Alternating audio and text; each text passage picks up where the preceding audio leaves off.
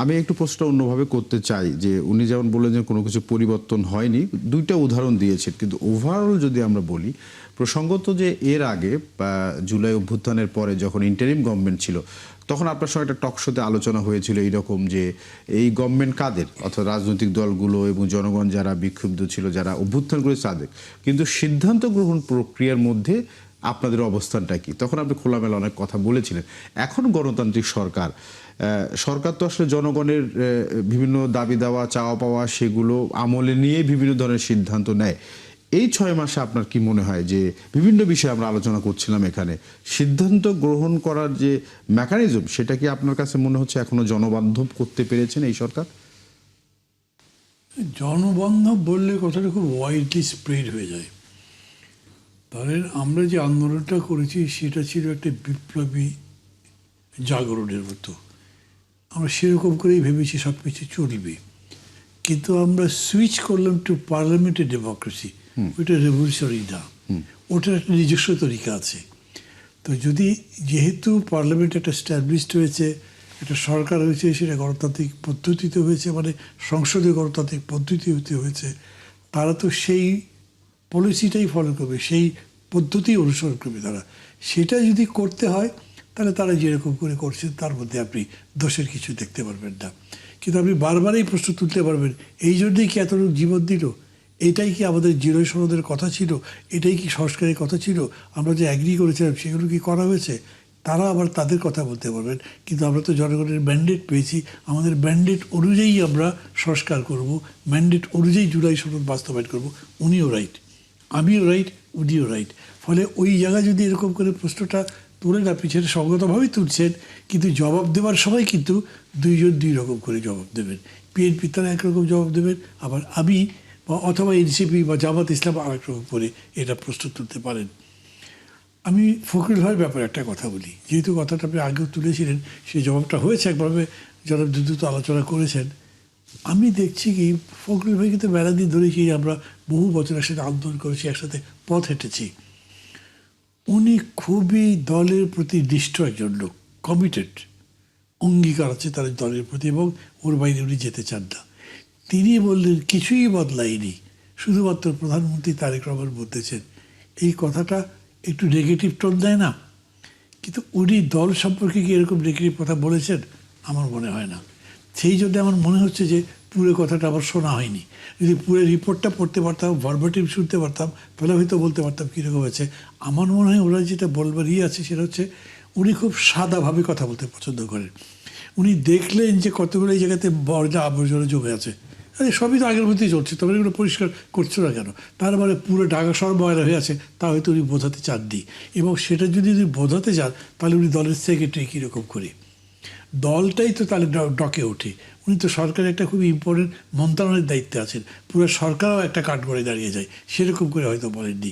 ওই অর্থে যদি এখন আবার আপনি সরকারকে বিবেচনা করেন, সরকার কি জুলাই সনদ অনুযায়ী চলছে, সরকার কি জনগণের আশা আকাঙ্ক্ষা অনুযায়ী চলছে, তার পাল্টা প্রশ্ন হচ্ছে সরকার কি গণতান্ত্রিক রীতিনীতি অনুসরণ করে চলছে? এই দুটো প্রশ্নের জবাব দেওয়া মুশকিল। আমি মনে করি বিএনপির পক্ষে সবচেয়ে ওয়াইজ হবে, উইচ উইল বি স্টেটসম্যানলি। সেটা কি, তারা যে পদ্ধতি অনুসরণ করতে চান সেটাই করবেন, কিন্তু সেই পদ্ধতিতেই জনগণের আশা আকাঙ্ক্ষা বাস্তবায়ন করবেন। এটা ইম্পসিবল টাস্কটা কিন্তু। কেন? ধরেন 6 মাস পরে মানুষ, 6 মাসও লাগবে না হয়তো। আজকে সকালবেলা এই যে একটা পত্রিকা অফিসে এই কী বলে সমকালে আপনার গ্যাসের উপরে একটা গোলটেবিল হলো। কয়েকদিন আগে বণিক বার্তাতে গ্যাসের হচ্ছে, গ্যাস তো একটা হিউজ ক্রাইসিস। দেখেন যতজন বক্তৃতা করেছে কেউ বলে নাই যে এই সরকারের ব্যর্থতার কারণে এটা হয়েছে, কারণ এই সমস্যাগুলো ওভার দি ইয়ার্স হয়েছে। আপনি ঠিকমতো মানে কূপ খোঁড়েননি, গ্যাস আহরণ করবার চেষ্টা করেননি, অনুসন্ধান করেননি, বহু কিছু আছে তার মধ্যে, ডিস্ট্রিবিউশন লাইন ঠিকমতো করেননি। এরকম প্রত্যেকটা প্রবলেমেই বিরোধী দল যখন সমালোচনা করছে তখন পয়েন্ট ধরে ধরে করছে, যাতে এটার পজিটিভিটিটা থাকে। আমি মনে করি সেরকম অর্থেই যদি মানে সরকারও দেখেন যে মানুষ কী চাচ্ছে, একটা সুন্দর জীবন, একটা সুন্দর দেশ, সুন্দর রাষ্ট্র, সুন্দর শাসন, সুশাসন, যেখানে আপনি প্রাণ ভরে নিঃশ্বাস নিতে পারেন, মন খুলে কথা বলতে পারেন এবং মানুষের মতো জীবনযাপন করতে পারেন। তা যতখানি পারা যায় অন্তত মানুষ যদি বিশ্বাস করে যে না বিএনপি অনেস্টলি সেই কাজটাই করে যাচ্ছে, তাহলে কিন্তু প্রশ্নগুলো উঠবে না। এখনই কোনো মূল্যায়ন করবার সময় হয়নি, কেন বাস্তব 5 মাস 6 মাস যাচ্ছে, তো সময়টা যখন যাবে 6 মাস পার হওয়ার পরে নতুন কথাবার্তা আসবে। ওই চ্যালেঞ্জগুলো যখন আসবে তখনও তাদেরকে প্রপারলি ফেস করতে হবে। এই সব মিলে আমি মনে করি যে so far so good, it is 50-50 ধরেন। আমি 50-50 কথাটা খুব পছন্দ করি।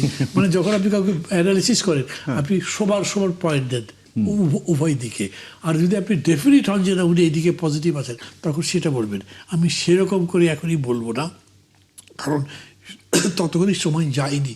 বাকি অর্থে যদি বলেন তাহলে আমি মনে করি যে হ্যাঁ, যতখানি পারা যায় জনগণের মত বোঝার চেষ্টা করছেন। তারেক রহমান তো নিজের সিম্পলিসিটিটা মানুষের কাছে দেখাতে পেরেছেন। পুরো পার্টি নিয়ে সেরকম সিম্পলিসিটি দেখাতে পারছেন কি, ওইটা আর এক প্রশ্ন।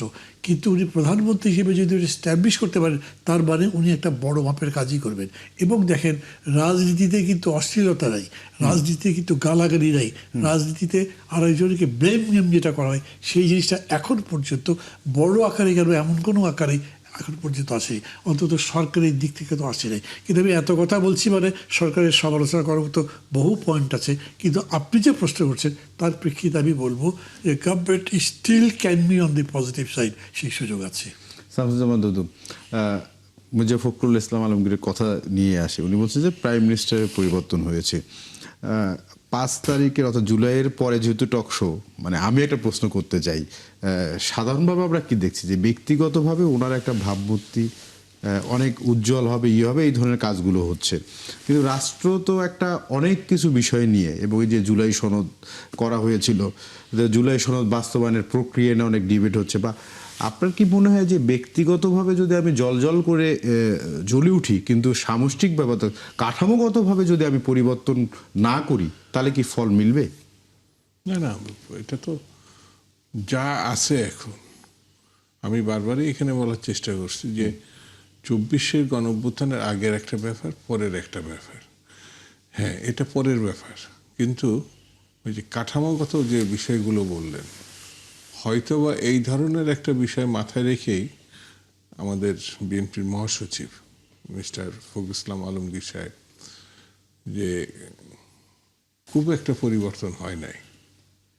তার মানে এটা না কিন্তু যে উনি একেবারে হাল ছেড়ে দিচ্ছেন, তিনি স্মরণ করিয়ে দিচ্ছেন যে কাজটা আমরা প্রত্যাশা করছি সেটা এখনো পর্যন্ত আমরা করতে পারি নাই। সময় আছে অনেক, কিন্তু এই সময়ে যেটা পার করছে এটা তো খুব যে কম সময় তা তো না। তো একজন মহাসচিবের লক্ষণীয় বিষয়, পার্টির দ্বিতীয় ব্যক্তি, চেয়ারম্যান, মহাসচিব, তিনি এটা মনোজগতে একটা নাড়া দেওয়া।